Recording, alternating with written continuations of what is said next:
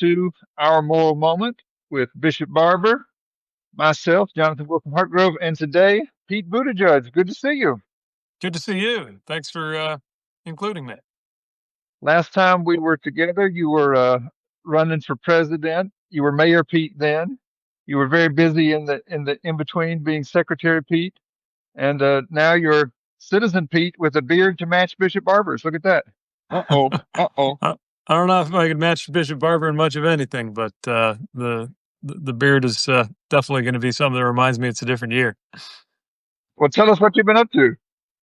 Well, this is the first time in about 15 years that I haven't been either campaigning for office or in office, and there are some dimensions of that are pretty good. I'm spending more time with family, with our twins. Chasten and I are getting ready to plan a fourth birthday party for our kiddos, and leaning into that. But of course, like so many of us, I'm looking around at the state of our country and the state of the world, and know that that as a citizen, there's a lot of work on my plate, even if, or especially if I'm not in office. So I'm doing what I can to speak about the values that I care about, especially where I can find audiences that maybe don't always hear from people like me.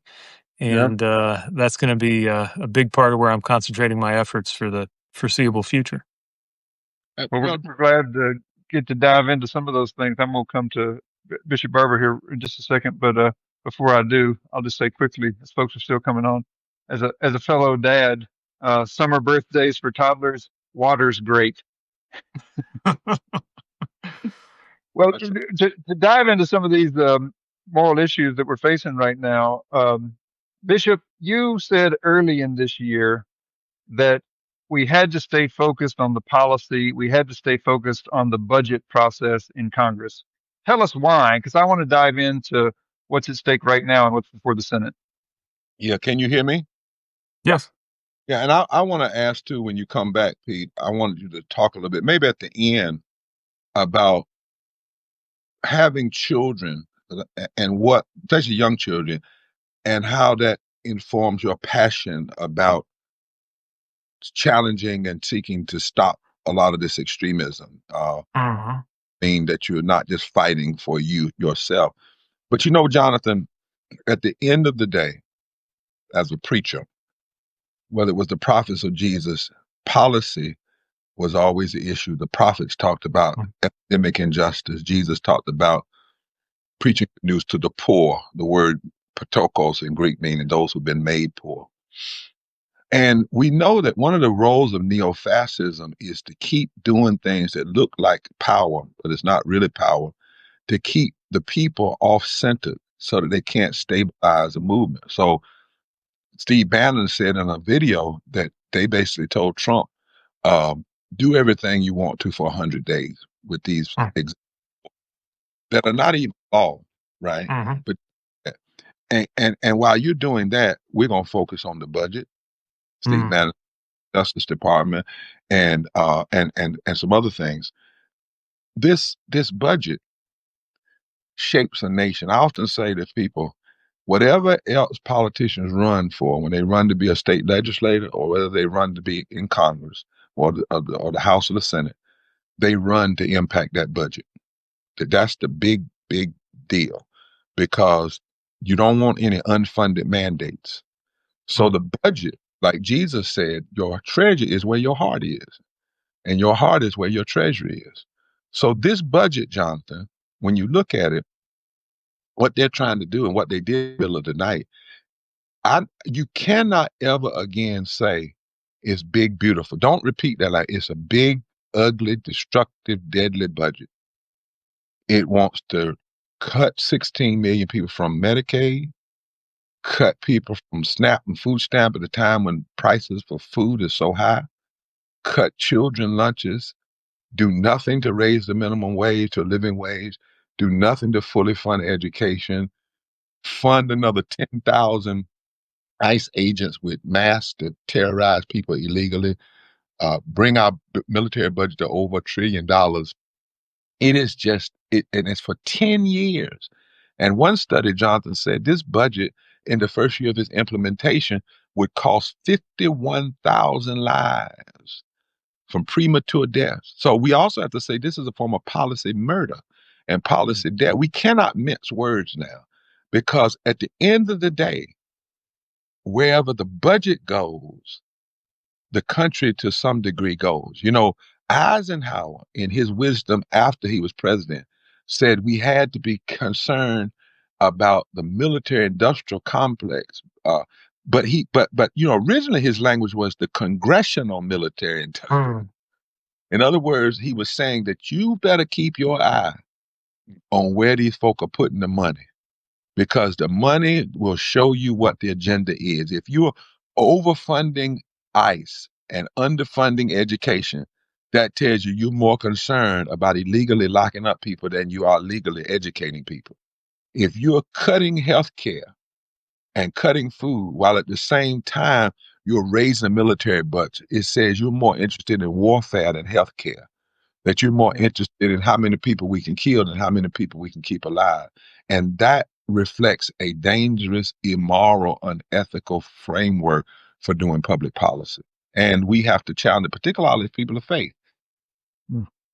And at this point, we know exactly what's in the bill, at least this reconciliation package that's before the Senate. So as you do a moral analysis from where you sit, Pete, what do you want to say about this bill? Well, I think every budget is a moral document. I think you put it so well, Reverend, that it expresses in the clearest terms, in plain dollars and cents, zero-sum terms, what and whom you care about more and what and whom you care about less. It's been observed that this might be one of the greatest, if not the greatest, transfers of wealth from the poor to the rich in modern history. And, you know, when I think about where my conscience leads, when I think about where the faith tradition that I belong to leads, it doesn't tell you to be a Democrat or a Republican, but it tells you what to think of transfers of power and wealth from the dispossessed, from the poor, from those who are suffering, from those who need help, to those who are the most comfortable. And that's what this is, right? And these are not two separate things that happen to be passing through at the same time: cutting food, cutting Medicaid, and meanwhile, unrelatedly, cutting taxes for the wealthy. One is happening in order to make the other happen. The more time I spend looking at this bill, the more things I learn about that are incredibly harmful. I think so many of us have heard about the cuts to Medicaid and the Americans who will lose their lives because of that. Tens of thousands will lose their lives. Millions will lose their insurance. One thing I was not as aware of until I dug a little more into the bill is provisions to make it harder to access the earned income tax credit. This is something in our tax code that helps working families and lower income families get by. There are provisions that would make it harder to make use of that. Same with the child tax credit, something that would mean that families with eligible American children who get the child tax credit today would not get it tomorrow because of these provisions. And again, that's not just in there just because. It's in there because they see an opportunity with not a lot of resistance to take that money out of the pockets of those poor and low wealth families and put it into the pockets of those who will benefit from the tax cuts that it's funding. I can't think of a more directly offensive policy to any moral code that I've ever seen, certainly what I think of as the shared American values, than cutting food, going to the hungry, which is part of what's in this. They have all kinds of language to make it sound like it's something else, but it's very simply cutting food help. You cut SNAP, that's what you're doing. And so there's so many things in here that I don't think you need to be left, right, or center to see that it's a concern. It's just going against so many of the most basic things that most Americans actually agree on. And I'm determined to find more ways to get this word out, because I think we all feel so overwhelmed by all of the news. And there is a lot of news going on, from the Middle East to the palace intrigue and drama in Washington. But it threatens to make it harder for us to see how urgent this bill is. The last thing I would say that I think is really important is that it doesn't have to happen. The president and his allies have benefited from creating an image that they cannot be stopped. This steamroller, nothing you do can stand in their way. Actually, they have changed course again and again and again. They have, as one acronym has put it, chickened out on ideas that are unpopular because they're bad. And that means that the more people know about some of these proposals before they pass, the greater the chance there is of actually stopping them. And Jonathan, and Go ahead. that's one of the reasons why people in office now need to be really having a movement. I said Democrats call themselves the opposition party, not just the minority party, and they should be every day. We should have like the top 20 things that are bad about this bill and who it impacts. Because the other thing they've been good at is using this coded language. Like we want to put work requirements on Medicaid. Well, that's coded language for Black and brown people are lazy, and they're the main ones benefited from it. That's coded language. If you know the codes, if you know the triggers, the suggestion people are negligent and lazy and not doing what they should. So we should have the counter to that to show no, the people you're going to hurt are in rural hospitals, are in nursing homes. We should be, I think, bringing, as we're going to do on June 30th, bringing people who are impacted to the Congress. I think every congressperson that's against this bill ought to have people in the gallery, in their offices, in hearing rooms, on the steps of the Capitol, exposing what is going on and how dangerous and how deadly it is. Pete, I think we ought to be talking about this as the biggest transfer of wealth, in some ways greater than the transfer of wealth from the poor slaves to the slave masters. Certainly from poor and working people to the wealthy. And we need to be talking about it every day, because the budget fight actually gives us a place to be centered. When somebody on a whole lot of things, you can't fight them on everything. One of the lessons from the civil rights movement is you find a place to fight and win there. And then that opens up the possibility for battles on the other front. So this battle over the budget and the battle over illegal war is where we can unite together, where all people, regardless of their race, their creed, their color. But part of what has to happen is, for instance, on Monday, we're releasing a study that breaks it down by state. How many lose health Medicaid by state, what their colors are, what race they are, who's it going to hurt the most, so that we can put the diverse face that people need to see, that this is talking about all of us, not just some of us.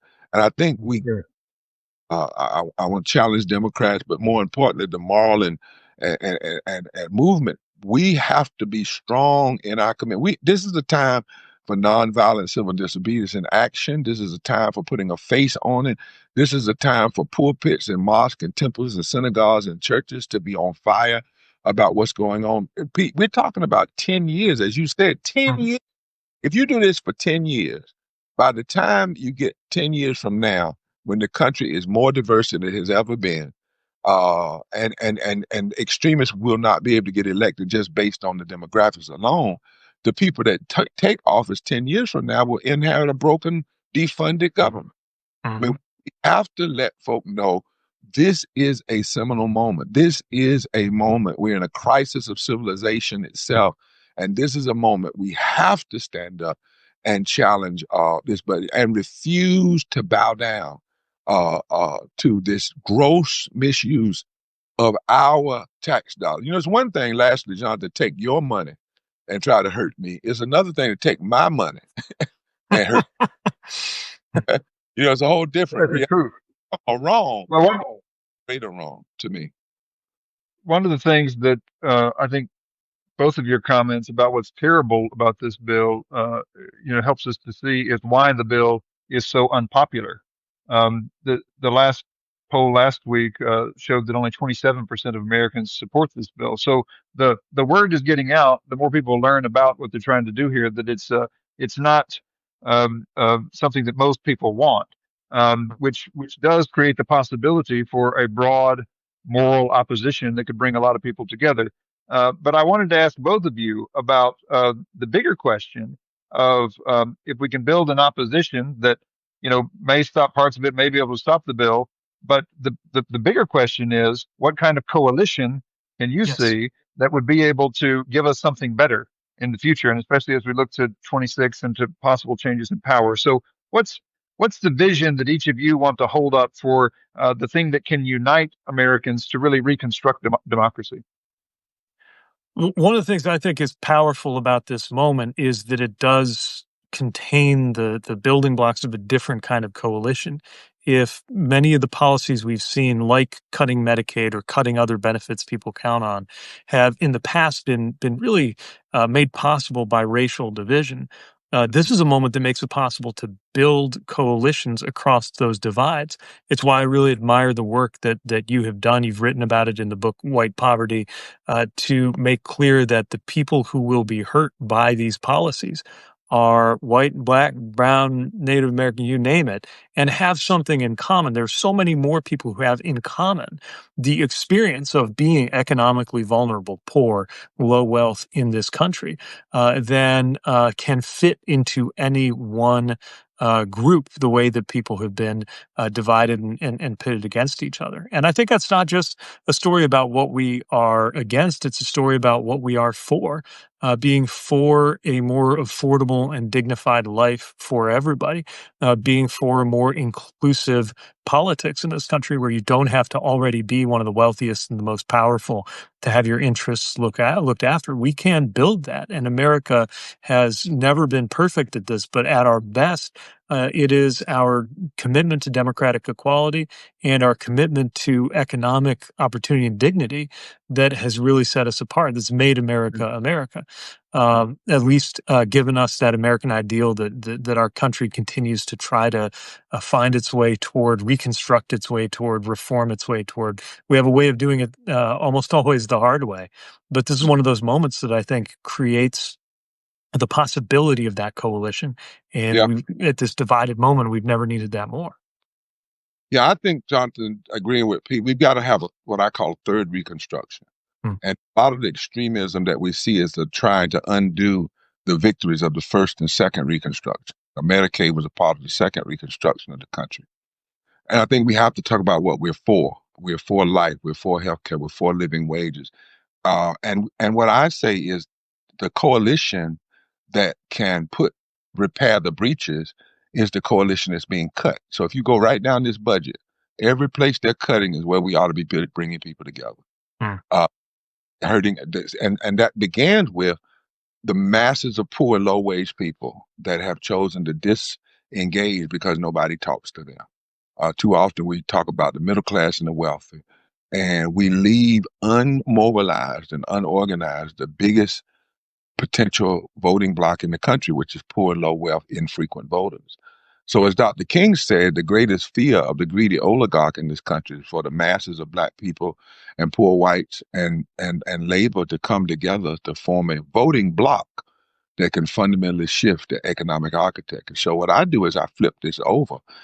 If 86 million people, say, are on Medicaid and they're cutting Medicaid, on the other side, that's a negative. But on the other side, that's 86 million people potentially you can mobilize to vote. If they're cutting millions of people from SNAP, on the one side, that's bad. And on the other side, that's also where you can tell those folk, mobilize those people, and they can find out that sitting out makes them victims, standing up, victors. And I think we have to, and then we have to tell people the truth. We need a truth coalition. Like, the last election, Trump didn't win because he got a mandate. He won because too many folks sat out. They said this won't happen. This can't happen. 7,000 votes is the number of votes that gave the Congress to Johnson as opposed to King Jeffries. This is not part of this is just facts, just numbers. And we know millions of people sat out. There's not a state in this country where if you mobilize 15% of poor and low-wage voters that did not vote in the last election by talking to them, and they organized around an agenda for life, an agenda for uplift, an agenda for love and justice, that organizing that 20%, that 15% could have shifted the outcome of every at-large election in this country and potentially many of the district elections. So we have the power. It's right in our midst. You know, but the sad thing is too many people dismiss it. I remember when we were working to touch 15 million poor and low wage voters, Jonathan, last year. And we got the numbers, the text. We weren't doing it from a partisan perspective. We were doing it from a moral perspective, and literally had some people and some funders say, "Oh, that's not important. Oh, we don't. We've got abortion, and we've got dislike for Trump and abortion. That's all we need." And and Linda Lake said, anybody that's not focusing on mobilizing poor and low wage voters, particularly frequent voters, is committing a kind of political suicide in this moment. And you're not going to mobilize these folk by merely talking down to them or by just having conversations about the wealthy and work. You have to name them.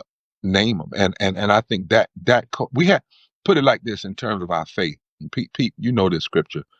In Psalm 18, one of the great texts of scripture, it says, "The stone that the builders rejected has now become the chief cornerstone, and this is the Lord's doing." It amazes it right now. We're in a moment where the very people that are being cut, that are being denied, that are being hurt, that are being abused in public policy are the hope for a better America.